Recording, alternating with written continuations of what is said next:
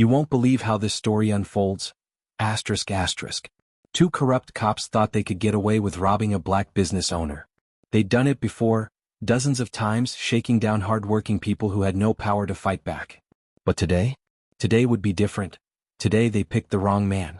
Stay until the end to find out how they paid the ultimate price.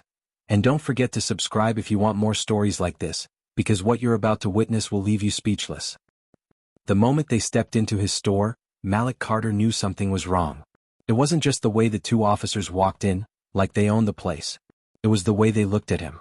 Not like a businessman, not like a human being, but like prey. Malik had seen that look before. In war zones. In the eyes of insurgents who thought they had the upper hand. But those men had been soldiers, guerrillas fighting for their cause. These two? They were just predators hiding behind a badge. The taller cop, Officer Jennings, leaned against the counter, chewing gum like he had all the time in the world. His partner, Kowalski, wandered around the shelves, running his fingers over the designer clothes Malik had spent years perfecting. This wasn't the first time these two had done this. Jennings and Kowalski had a reputation in the neighborhood. They prowled the streets, targeting minority-owned businesses, intimidating store owners, and lining their pockets with stolen money. They operated under the belief that no one would ever stand up to them. That no one could. But Malik Carter was not just anyone. At 18, Malik had been just another black kid from a rough neighborhood, raised by a single mother who worked 2 jobs to keep them afloat. He had seen friends get pulled into the streets, some locked up, others buried before they had a chance to really live. He refused to be another statistic. The military had been his way out, but the Navy SEALs had been his transformation. SEAL training was the closest thing to hell a man could endure without dying. Malik had been pushed to his limits, cold, exhausted, broken down and rebuilt. He had crawled through mud, held his breath for minutes in freezing water, and carried men twice his size through sand dunes under a scorching sun. Only the strongest made it through. Malik didn't just survive hell week. He dominated it. He became a warrior trained in every form of combat. He could kill a man with his bare hands in less than 6 seconds. He could disappear in enemy territory and reappear when it was time to strike. He was death in the darkness, a shadow that insurgents feared. For 12 years he had served on classified missions. He had taken out warlords, dismantled terrorist networks, and neutralized threats before they even knew they were targets. His hands had broken men, his eyes had seen horrors no civilian could comprehend. He had walked into battle knowing he might not walk out. But nothing had prepared him for the war waiting for him at home. Malik left the SEALs after his last mission went sideways. A betrayal by a corrupt official had cost the lives of 2 teammates. The betrayal stung deeper than any wound. He had fought for a country that didn't always fight for him. So he built something of his own. A business. A legacy. And now these 2 corrupt cops were trying to take it from him. Jennings and Kowalski weren't just dirty cops. They were criminals in uniform, hiding behind the very system meant to protect people. They had started small, accepting bribes, shaking down corner stores, but over time their greed had grown. Now they ran their own racket, a 2-man extortion crew in blue. They had ruined lives. Families had been torn apart because of their lies. Some business owners had been forced out of town. Others had been falsely arrested. The unlucky ones had simply vanished. They thought they were untouchable. They thought today would be just like any other day. But today they had picked the wrong man. "Nice place you got here," Jennings said, his voice dripping with mock admiration. "Appreciate it," Malik replied, keeping his voice even. He dealt with all kinds of people in his life, corrupt politicians, arms dealers, assassins. But nothing disgusted him more than dirty cops. Kowalski picked up a leather jacket, inspecting the tag. "Expensive. You sure this ain't stolen?" Malik's jaw clenched. "Everything in here is legally sourced. I have all my paperwork." Jennings chuckled. Sure. See, Malik, my partner, and I were just talking outside and we realized something. A guy like you running a high-end boutique in this neighborhood? Doesn't add up. Black guy, tattoos, ex-military, you look more like a gang leader than a business owner." Malik didn't flinch. He just folded his arms and met Jennings' gaze. "You got a problem with my success, officer?" Jennings grinned, then suddenly reached over and snatched the register from the counter. "Matter of fact, we do. See, there's a little tax for doing business around here. And we're here to collect." Kowalski moved toward the back room where Malik kept his safe. Malik exhaled slowly. They had no idea who they were robbing. They had done this before, stolen from hard-working people, threatened them, made their lives hell. Some of their victims had lost their businesses. Some had been arrested on false charges. Some had simply disappeared. But today Jennings and Kowalski were about to learn a brutal lesson. Malik's military instincts kicked in.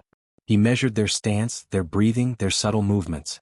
Jennings was cocky, overconfident, relying on intimidation. Kowalski was different, tense, nervous, his hand twitching near his holster. That was the weak link. A Navy SEAL was trained to analyze threats in seconds. Malik had fought in hostile environments where hesitation meant death. This was nothing more than a controlled environment with two armed amateurs who had no idea they had just cornered a lion. Jennings turned back to the register, stuffing cash into his pocket. You see, Malik, this is how things work. You pay us, we protect you. If you don't, well, accidents happen. Kowalski chuckled, pulling a flashlight from his belt as he disappeared into the back room. Malik knew what he was looking for, the safe. They really thought this was going to be easy. Malik allowed himself a small smirk. They had no idea they had just walked into their own execution. And they had just made the biggest mistake of their lives. Kowalski shoved open the door to the back room. Malik stayed still, his mind calculating. He watched Jennings, the officer closest to him, shifting his weight between his feet, too relaxed for someone committing a crime. Overconfidence. The first sign of weakness. Malik had seen it before. In the military, in training, and in the field. Men who thought they were in control, who thought their badge or gun made them untouchable. They always had a tell. Jennings was the way his fingers hovered too loosely over the grip of his holstered weapon, the way his lips curled upward in a smug half-smile. He thought this was just another easy job, another night of taking what wasn't his and walking away without consequences. But Malik knew better. He had been in situations like this more times than he could count. He had fought in war zones where hesitation meant death, where misreading an enemy's intentions was the difference between coming home and becoming just another name on a list. These two were amateurs compared to the men he had faced overseas.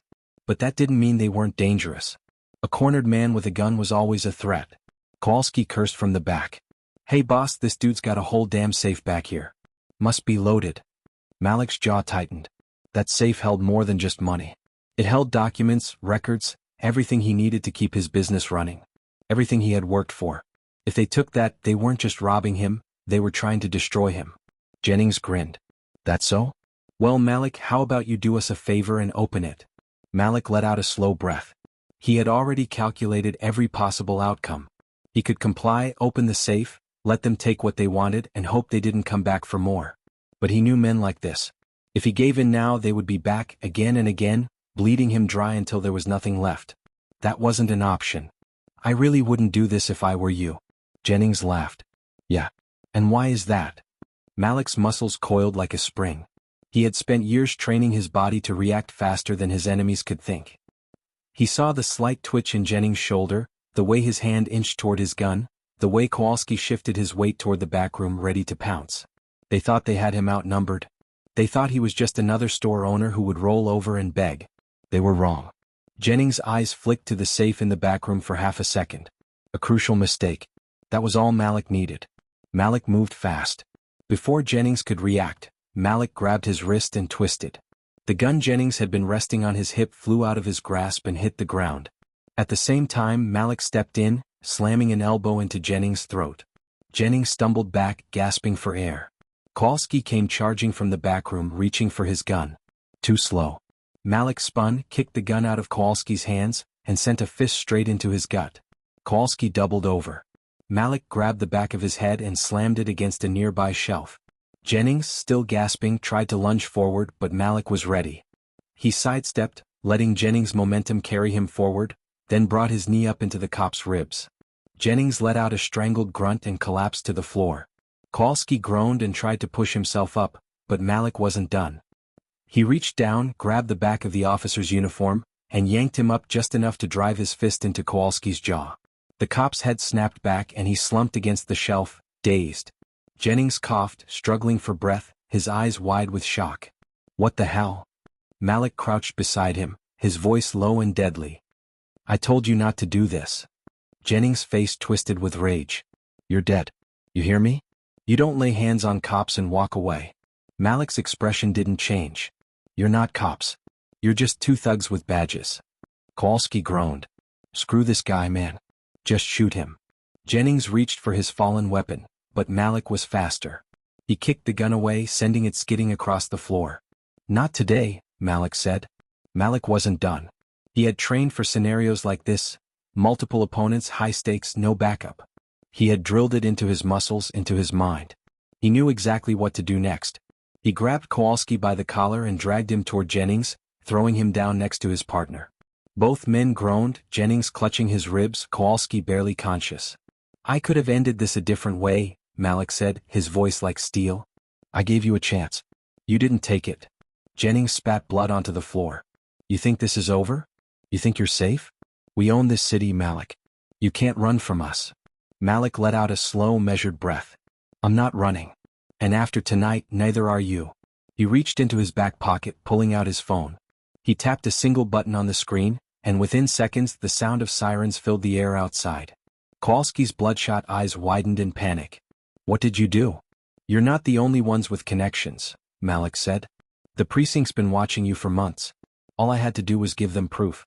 And you just handed it to me. Jennings' hands balled into fists. You set us up. Malik's lips curled into the smallest hint of a smirk. No. You set yourselves up the moment you walked through my door. Heavy boots pounded outside, the red and blue glow of police lights flashing through the store windows. The door slammed open as a team of uniformed officers stormed in, guns raised. On the ground. Hands where we can see them. Jennings and Kowalski hesitated for a split second before officers grabbed them, pinning them to the floor. As the chaos unfolded, Malik stood still, watching in silence. This was justice. The real kind, not the twisted version these two had been dealing for years. He took one last look at them before stepping back, exhaling slowly. Both cops hit the ground, groaning. Malik took a step back, shaking his head. I warned you. Jennings coughed, clutching his throat. You're gonna regret that. Malik smirked. No, you're the ones who are gonna regret it. Kowalski wiped blood from his mouth. You just assaulted police officers. You think anyone's gonna believe you over us? Malik knew they had a point. Corrupt cops like them always had a backup plan. They'd spin the story, make it seem like Malik had attacked them unprovoked. But Malik had a backup plan too. He pulled out his phone and tapped the screen. A red recording light blinked. Smile, gentlemen. You've been live-streamed this whole time. Jennings and Kowalski froze. See, I know how guys like you operate, Malik continued. That's why I have security cameras all over this place. And my phone? It's been broadcasting to my lawyer and a couple of news stations. Jennings' face twisted with anger. You son of a... The sound of sirens cut him off. Malik had called in a favor. His friend, Detective Aaron James, a rare honest cop in the city, had been waiting for Malik's signal. Seconds later, the front door burst open and real law enforcement stormed in. Jennings and Kowalski were yanked to their feet and cuffed before they could even process what was happening. Malik, you okay? Detective James asked. Malik nodded. Better now. James looked at the two corrupt cops. You two really thought you could get away with this? We've been watching you for months. But now we got enough to put you away for a long time. Jennings and Kowalski struggled, but it was over. As they were dragged out, Jennings sneered at Malik. This isn't over. Malik just smiled. Oh, it is. A week later, Malik stood in his store watching customers browse the shelves. Business was booming. Detective James stopped by. They're facing a long list of charges. Looks like they'll be in prison for a while. Malik nodded. Good. James smirked. You ever think about coming back to the force? Malik chuckled. Nah. I like being my own boss. James nodded. Well, if you ever change your mind, we could use guys like you. Malik shook his hand. Appreciate it. But for now, I'll just keep doing what I do best. As James left, Malik looked around his store. He had fought for this. Earned it. And no one, not corrupt cops, not criminals, not anyone, was going to take it from him. Because he was more than just a business owner. He was a warrior. And warriors never back down.